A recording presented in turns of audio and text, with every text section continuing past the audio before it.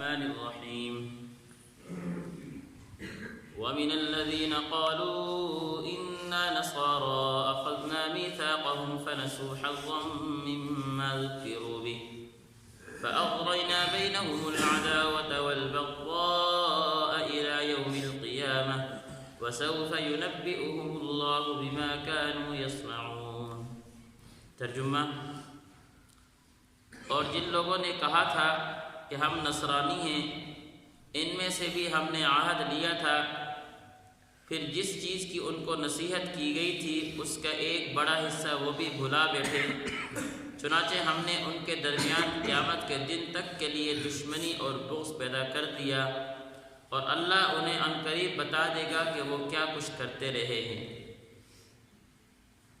پچھلی آیت میں اللہ رب العزت نے ایفائے عہد کا حکم دیا تھا کہ ہم جو اللہ رب العزت سے وعدہ کرتے ہیں ہم اس وعدے کو پورا کریں، اور اس وعدے کی صورت یہ بتائی گئی تھی کہ جب انسان ایمان لے کر آتا ہے تو اس ٹائم وہ انسان اللہ سے یہ وعدہ کرتا ہے سمعنا و اطعنا، کہ اے اللہ ہم نے آپ کے احکامات کو سن لیا، آپ کی بات کو سن لیا، اب ہم دنیا میں جا کر آپ کی اطاعت کریں۔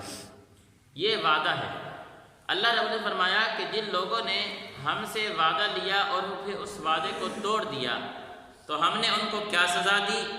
عیسائیوں کے بارے میں یہودیوں کے بارے میں اللہ رب العزت نے کل کی آیات میں بتا دیا تھا کہ جب انہوں نے ہمارے عہد کو توڑا اور ہم سے کیے ہوئے وعدے کو توڑا تو اللہ کہتے ہیں کہ ایک تو ہم نے ان کے اوپر لعنت برسائی، دوسرا ہم نے ان کے دلوں کو سخت کر دیا، جس کی وجہ سے نہ ان کو نیکی کا پتہ چلتا نہ ان کو بدی کا پتہ چلتا، اور ہمیشہ کے لیے وہ پھر دھتکارے ہو گئے اور اللہ رب العزت کے وہ نافرمان بن گئے۔ اس آیت میں اللہ نے عیسائیوں کے ایفائے عہد اور پھر اس کے عہد کو توڑنے کا حکم ذکر کیا ہے۔ اللہ فرماتا ہے کہ ہم نے عیسائیوں سے بھی نصرانیوں سے بھی ہم نے وعدہ لیا تھا کہ اس دنیا میں جا کر پیغمبر پر ایمان لے کر آنا، اور ایمان لے کر آنے کے بعد ان کی پیروی کرنا، میرے احکامات کو پورا کرنا۔ انہوں نے بھی میری اس وعدے کو پورا نہ کیا، وعدے کو توڑ دیا۔ اللہ کہتے ہیں ہم نے بھی ان کے اندر اس وعدے کو پورا نہ کرنے کی سزا دی، اور وہ سزا کیا دی؟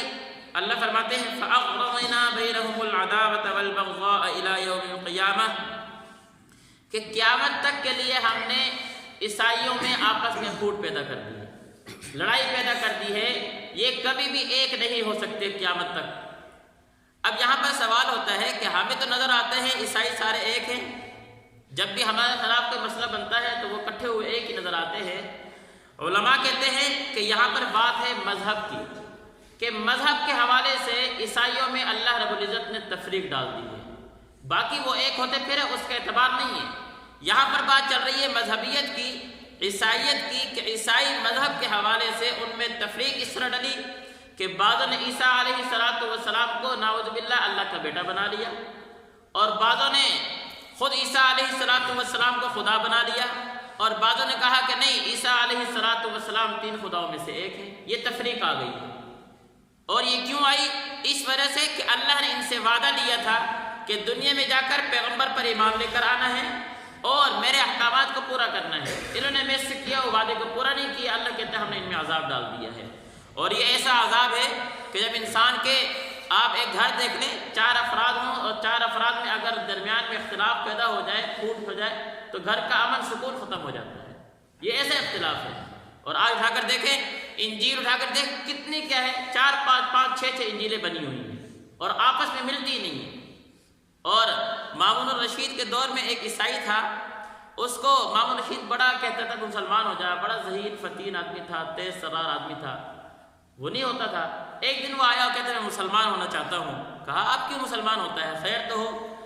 وہ خطاط تھا، کتابیں لکھا کرتا تھا۔ اس نے کہا کہ میں نے انجیل لکھی اور اس میں انتہائی زیادہ تحریف کی ہے، رد و بدل کر کے میں نے انجیل لکھی، اور یہ انجیل لکھنے کے بعد 2-3 لکھنے کے بعد میں نے عیسائیوں کے پاس بھیجی، انہوں نے قبول کر لیا، ٹھیک ہے بہت اچھی لکھی ہے ماشاءاللہ، بڑا یہ ہے۔ اور کہتے ہیں میں نے قرآن بھی رد و بدل کر کے لکھا، جب میں نے مسلمانوں کو دیا مسلمانوں نے کہا اس میں یہ غلطی ہے، اس میں یہ غلطی ہے، اس میں یہ غلطی ہے، کہ کسی نے غلطی کو اس قرآن مجید کو قبول کرنے سے کیا ہے انکار کر دیا کہ یہ اصل قرآن ہے ہی نہیں۔ اصل قرآن تو وہ ہے جس میں کوئی رد و بدل ہو نہیں سکتا. میں نے سوچا کہ یہی مذہب حق ہے, یہی قرآن حق ہے جو قیامت کی صبح تک ہوگا, میں اس لیے اسلام قبول کرتا ہوں. تو اللہ رب العزت نے عیسائیوں میں یہ تفریق ڈالی اس وجہ سے کہ انہوں نے اللہ سے کیے ہوئے وعدے کو پورا نہ کیا.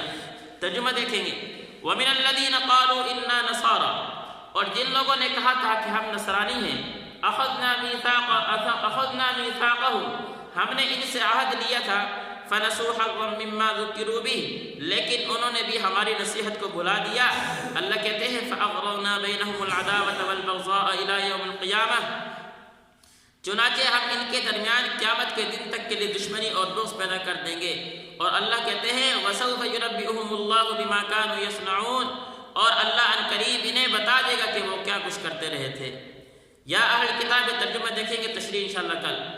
یا اہل کتاب قد جاءکم رسولنا یبین لکم, اے اہل کتاب تمہارے پاس ہمارے یہ پیغمبر آ گئے ہیں جو کتاب یعنی تورات اور انجیل کی بہت سی ان باتوں کو کھول کھول کر بیان کرتے ہیں جو تم چھپایا کرتے ہو اور بہت سی باتوں سے درگزر کر جاتے ہو. تمہارے پاس اللہ کی طرف سے ایک روشنی آئی ہے اور ایک ایسی کتاب جو حق کو واضح کر دینے والی ہے, جس کے ذریعے اللہ ان لوگوں کو سلامتی کی راہیں دکھاتا ہے جو اس کی خوشنودی کے طالب ہیں, اور انہیں اپنے حکم سے اندھیریوں سے نکال کر روشنی کی طرف لاتا ہے, اور انہیں سیدھے راستے کی ہدایت عطا فرماتا ہے. جن لوگوں نے یہ کہا کہ اللہ ہی مسیح ابن مریم ہے, وہ یقیناً کافر ہو گئے ہیں. اے نبی ان سے کہہ دو کہ اگر اللہ مسیح ابن مریم کو اور ان کی ماں کو اور زمین میں جتنے لوگ ہیں ان سب کو ہلاک کرنا چاہے تو کون ہے جو اللہ کے مقابلے میں کچھ کرنے کی ذرا سی بھی طاقت رکھتا ہو. تمام آسمانوں اور زمین پر اور ان کے درمیان میں جو کچھ موجود ہے اس پر تنہا ملکیت اللہ ہی کی ہے. وہ جو چیز چاہتا ہے پیدا کرتا ہے, اور اللہ ہر چیز پر پوری پوری قدرت رکھتا ہے. اس پورے رکوع میں اللہ رب العزت نے عیسائیوں کو سمجھانے کی کوشش کی. کیا سمجھایا؟ سمجھایا یہ عیسائیوں نے اصل میں عیسیٰ علیہ السلام کو جو خدا مانا, یا کسی نے خدا کا بیٹا مانا, یہ تین خداؤں میں سے ایک مانا, جو اس کی اصل وجہ ہے وہ یہ ہے کہ یہ عیسیٰ علیہ السلام کی پیدائش عام لوگوں کی پیدائش سے ہٹ کر ہوئی ہے. بس وہ کہتے ہیں کہ اگر یہ انسان ہوتے, ہماری طرح انسان ہوتے, تو ان کی پیدائش اس طرح ہو جس طرح ہماری پیدائش ہے کہ دو کیا ہے میاں بیوی مرد اور عورت آپس میں ملتے ہیں تو پیدائش ہوتی ہے. یہ ایک ذریعہ ہے ظاہری, لیکن عیسیٰ علیہ السلام کو اللہ نے بغیر باپ کے پیدا کیا ہے. پتہ ہی چلتا ہے کہ یہ انسان نہیں ہے, یہ تو خدا ہے. اصل وجہ یہ ہے. اور دوسری چیز کہ انہوں نے عیسیٰ علیہ السلام کی والدہ حضرت مریم کو خدا بنایا یا تین خداؤں میں سے ایک مانا, اس کی بھی اللہ نے ترتیب کی ہے. کس طرح؟ اللہ نے یہ سمجھایا کہ بھئی عیسیٰ علیہ السلام یہ میرے بھیجے ہوئے پیغمبر, اور حضرت مریم یہ عیسیٰ علیہ السلام کی والدہ ہیں اور ایک عام عورت ہے. اگر میں اللہ عیسیٰ علیہ السلام کو, حضرت مریم کو اور دنیا میں جتنے بھی لوگ اس ٹائم بس رہے ہیں سب کو ہلاک کر دوں, تو یہ اگر خدا ہے تو پھر اپنے آپ کو بچا کر دکھائے. یہ سمجھا رہے ہیں اللہ کہ اگر یہ خدا ہیں, حضرت مریم کو تم کہتے ہو یہ خدا ہیں, عیسیٰ خدا ہیں, اگر یہ خدا ہیں تو میں ان کو مارتا ہوں, یہ مجھے کیا ہے اپنے آپ کو بچا کر دکھائے. ایک بات.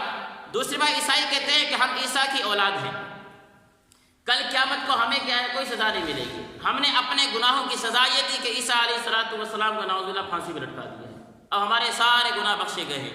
اللہ کہتے ہیں کہ کوئی باپ اپنی اولاد کو عذاب دینا چاہتا ہے؟ نہیں. ہر باپ اپنی اولاد سے پیار کرتا ہے, محبت کرتا ہے. اپنی محبوب چیز کو کون سزا دینا چاہتا ہے؟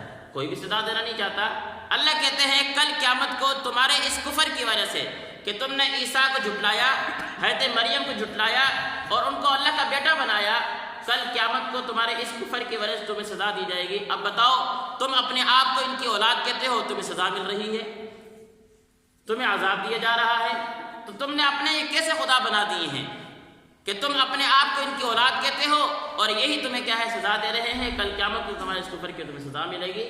اللہ سمجھا رہے ہیں کہ عیسیٰ علیہ السلام کوئی خدا نہیں ہے, حضرت مریم یہ کوئی خدا نہیں ہے, بلکہ حضرت مریم حضرت عیسیٰ علیہ السلام کی والدہ ہیں. حضرت عیسیٰ میرے بھیجے ہوئے پیغمبر ہیں. باقی رہی پیدائش کا معاملہ, اللہ کہتے ہیں کہ میں ہر چیز پر قادر ہوں, میں جس طرح پیدا کروں, میرا تو کیا ہے قدرت ہر چیز میں چلتا ہے. ذرا دنیا کی تاریخ اٹھا کر دیکھو, انسان کو پتہ چلے. ہاں جی, نمرود کون تھا, اس کی پرورش کس نے کی؟ جبرائیل امین نے. کہاں سے اٹھا، کس طرح پیدا ہوا، اور پھر یہی آخر کیا ہے، اللہ کا نافرمان بن گیا۔ یہ تو اللہ تعالیٰ کی کیا ہے قدرت کی کرشمے ہیں، ہمیں دکھاتے ہیں کہ میں اللہ بہت کچھ کر سکتا ہوں تمہیں سمجھانے کے لیے۔ تو عیسیٰ علیہ السلام کی پیدائش بغیر باپ کے ہو جانا یہ اس چیز کی علامت نہیں ہے کہ یہ انسان نہیں ہے، یہ نعوذ باللہ خدا بن گئے ہیں۔ یہ تو میری قدرت کا کرشمہ ہے، تمہیں سمجھا رہا ہوں کہ اس دنیا کو، اس کائنات کو چلانے والی کوئی ذات ہے۔